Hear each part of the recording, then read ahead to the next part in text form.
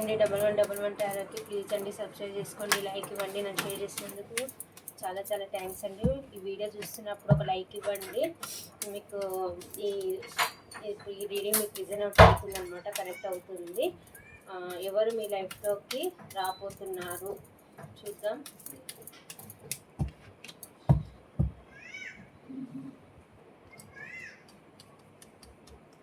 Cards కనిపిస్తున్నాయా?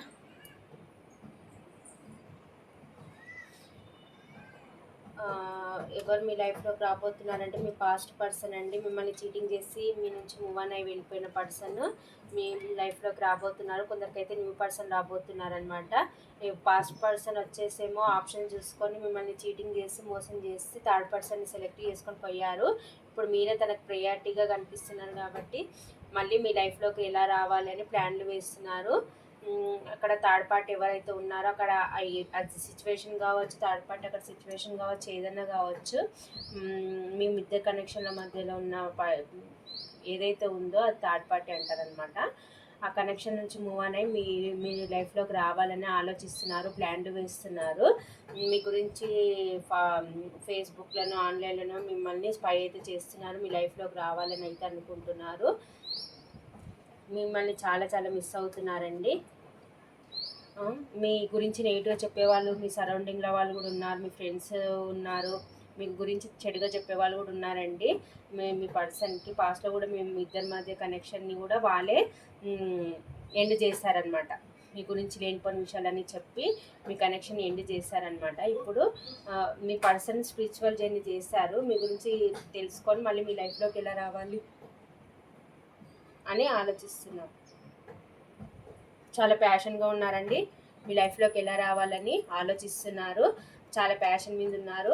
మీకు వచ్చి అపాలజీ చెప్పాలి, మీతో న్యూ బిగినింగ్ చేయాలని అనుకుంటున్నారు. పాస్ట్లో చీటింగ్ చేసిపోయారు కదా, స్ట్రెంత్ తెచ్చుకుంటున్నారనమాట. మళ్ళీ మీ లైఫ్లోకి ఎలా రావాలి, మీకు ఎలా అపాలజీ చెప్తే మీరు వింటారు అని స్ట్రెంత్ తెచ్చుకొని మీ లైఫ్లోకి మళ్ళీ తిరిగి రావాలని అనుకుంటున్నారు. కొందరికి న్యూ పర్సన్ కూడా వస్తున్నారు, మిమ్మల్ని స్పైయింగ్ చేస్తున్నారు, మిమ్మల్ని మీ ఇన్ఫర్మేషన్ అంతా తెలుసుకుంటున్నారు. మీ లైఫ్లోకి ఎలాగైనా రావాలి, మీతో న్యూ బిగినింగ్ చేయాలి తీసుకోనని మీ పాస్ట్ పర్సన్ అనుకుంటున్నారు, మీ న్యూ పర్సన్ కూడా అనుకుంటున్నారు.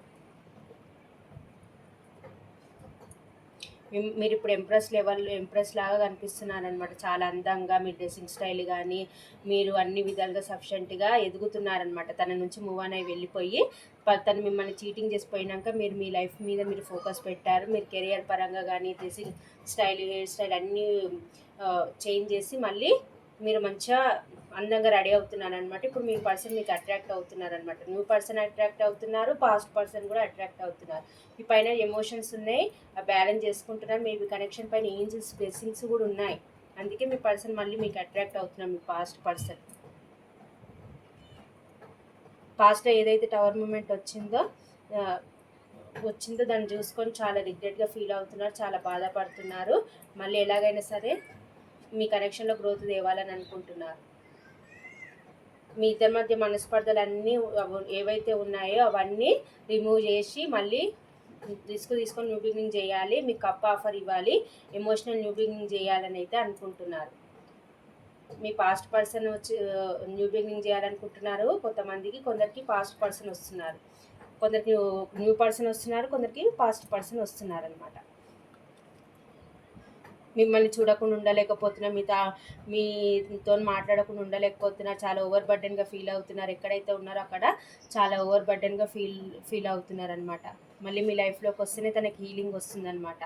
తను మంచిగా తన హెల్త్ ఇష్యూస్ మీద కూడా సఫర్ అవుతున్నారు.